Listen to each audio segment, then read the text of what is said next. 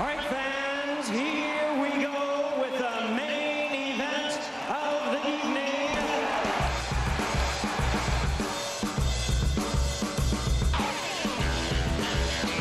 Good evening and welcome to the Sports Bar with me, Max Scott, alongside the legend that is Carlton Cole. Now, you might be listening, wondering where on earth is Jamie O'Hara?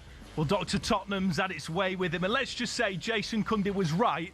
To dare is to poo. He stormed out the office again, but this time, not because he's fuming at Spurs or Jason Cundy. He is genuinely unwell, bless him. He's got a bout of food poisoning, and it has not been a pretty sight. Let's just say that. But hopefully, like Igor Tudor, there'll be some encouraging signs for O'Hara. He'll be back fighting fit tomorrow night. We've given Cundy a bell, and he's going to be here to save the day. He is a matter of minutes away. So if you want to batter him about Chelsea tonight, get your calls in 0371722 3344. After a busy night of Champions League action, are we the Farmers League? What on earth happened to English dominance in Europe? Is it English arrogance? Have we overestimated how good the Premier League is? Because Manchester City got battered at the Bernabeu. Chelsea got their behinds handed to them by the champions. And elsewhere, Arsenal, let's be honest, they got away with a subpar performance. And Noni Madueke's amateur dramatic. So get involved. We cannot do the show without you. 03717223344. A reminder, you can watch us live on YouTube and your smart TV. This is the Sports Bar without Jamie O'Hara on talkSPORT.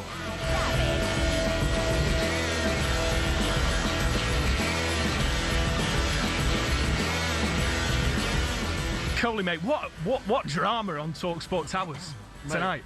Mate, I've come in, yeah, and I've seen Jamie, like, in the green room. Looked peaky, didn't he? And he was in a fetal position, and I looked at him and I thought, you don't look right. And he said, Coley, I feel like crap. It's been a tough old week for him. It's been a tough week. I think it's gotten to. He's saying it's food poisoning. Yeah, I think it's his immune system's down. The battering he's been taking all week. He's not himself. No. And today he's woken up this morning and look, fair play to him. On Monday he did have food poisoning. Well, he's had some dodgy oysters, I reckon. Probably. And to be fair, he tried, didn't he? We were going to record something together. He tried. He did try. We was going to record something beforehand, and he tried. He couldn't put two words together. So we just said, you know what? I think Ryan Clancy just looked at him and thought, he's got to go. He's got to go. And then actually, do you know what? Fair play to him. To prove that he wasn't calling it, pulling a sickie, he actually showed. Yeah, I've seen the images. Disturbing images. Disturbing him. Like, who sends them type of pictures to somebody to prove that you're ill? Like, by the way, Jamie, if you're listening, it's bang out of order, geez, because now you put me off my dinner, my lunch, my breakfast. I can't. I just got you he's on a toilet seat with a bucket. Yeah, and look, the bucket looks full. I don't know if it looked like it was cornflakes. What's it full of? It looked like cornflakes and milk. Like, I don't know if he's put that on. Like, he might be pretending.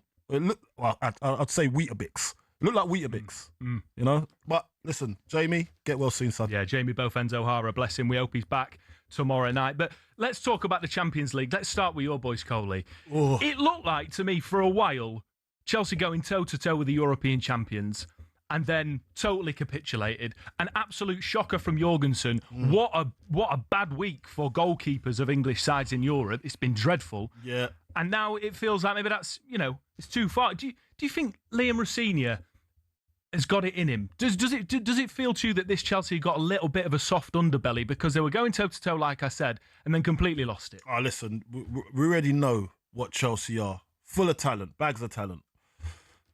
But you just know that they don't know how to protect a lead. They don't know how to finish off games just yet. And I've always said this, it's more to do with experience players. Because Can you get that experience from the manager? No, when you're a young player, let me tell you something. When you're a young player, yeah, you can have all the talent. You could be better than even the older players. It doesn't matter, yeah. But what the older players will always have is that experience, that durability, that fight to know that this is when we've got to like knuckle down and dig our heels in and make sure that they don't get a goal. So for Chelsea, they've got too many young player players. Problem? Yeah, or is that a managerial problem? No, so the manager is in charge of the players, obviously. So he's got to coach them to be robust, in any situation. But the players that they have right now, I think, because they're young, they're learning still, and they've won things as well, by the way, so they know how to get things over the line. But in this situation, when you go away to a team like PSG, who are the holders, by the way, they've got certain players in their team that know how to turn it on and then, all right, back off now, and then turn it on again. They've got that, and then their bench is just outstanding. They just come on and they know that they can go get another goal with the talent they've got on their bench even. But Chelsea need to know how to lock off a game, and know that's coming. Know that there's a second wave or a third wave coming of pure quality, and just know, okay, we have to sit in now. Let's not be too expansive. And sometimes, listen, the goalkeeper they make mistakes. So I think it's not been a good week for goalkeepers. It's been terrible. It's been a terrible week for goalkeepers. But I look at the whole thing, I just think they just need a little bit of experience at the back sometimes. At the back, just to reassure. And I know I keep on going back, when they had Thiago Silva, you can see that there's wealth of experience, that calmness, and it calms the whole team down. I just think most of the Chelsea team, they're young, and I know we'll keep on going back to this, but they're young, and they lead with emotions. They lead with emotions to try and get a job done, which is not always going to be beneficial for them. Chelsea fans, get in touch. Do you think Liam Rosenior is the man to bring that experience to that young group of players? It looked good for 45 minutes, 50 minutes, and then it all went pear-shaped. 03717 223344. Cundy is just round the corner. He's going to be with you, so you're going to be able to have your say with him. Let's talk about Man City, though, Coley. I mean, you go into the Bernabeu, it's always going to be difficult, but Madrid haven't been sort of on song in La Liga. They've lost 2 out of their last 5 games. They lost the grip on the sort of top of the table in La Liga.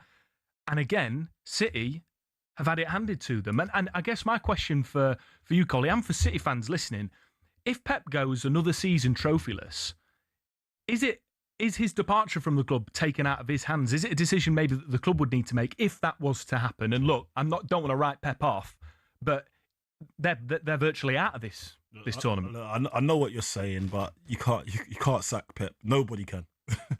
he's kind of unsackable.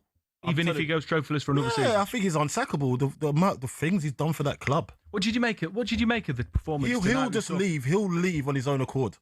Do you know what I mean? Because he'll feel it. He'll say, "I can't take this club any further." Yeah. So it's time, and because he cares. He's built that.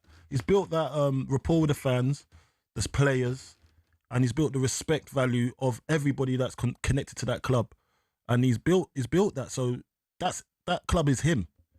It's him. It's him to say, "I can't do this no more. Let's move on." You know? Do you reckon tonight was a bit of a baptism of fire for the likes of Mark Gahey? We saw Valverde chip it over him for an absolute one of the best finishes you'll see all season, and then maybe Antoine Semenyo. Do you think it's a bit of a baptism of fire for them to go to the Bernabeu? I think it was Semenyo's first sort of European venture. Look, at the same time, they're great. They're very, very, very good Premier League players. Very, very good Premier League players. But this was something different for them. The pressure's high. Mistakes that you can probably get away with in the Premier League and know how to navigate yourself. Because they're used to it. They're used to it. It's more comfortable. But when you're going away to Bernabeu, but it's not a joke. It's not a joke. I've been there. I've actually done the tour at the Bernabeu. They've got a little museum over there. I've done the tour, and even then, I felt little. Like I was thinking, well, this is a big stage. Look at that carpet. Look at everything. You can get overwhelmed playing at that stadium if you're not used to it. So for me, look, it was their first rodeo. They'll learn from it. Pep will see what their deficiencies are and try and build them up to be ready for the next game and try and do something, well, noteworthy. Yeah. It's going to be a hard one. It's going to be a tough one. Yeah. Keep your calls coming in because Jason Cundy has arrived. Oh, is he? He's arrived in the building. Chelsea fans, get your calls in. Arsenal fans, we want to hear from you. How do you feel about Noni Madueke diving, cheating to get yourself a penalty and a much-needed point at Leverkusen? 03717 223344.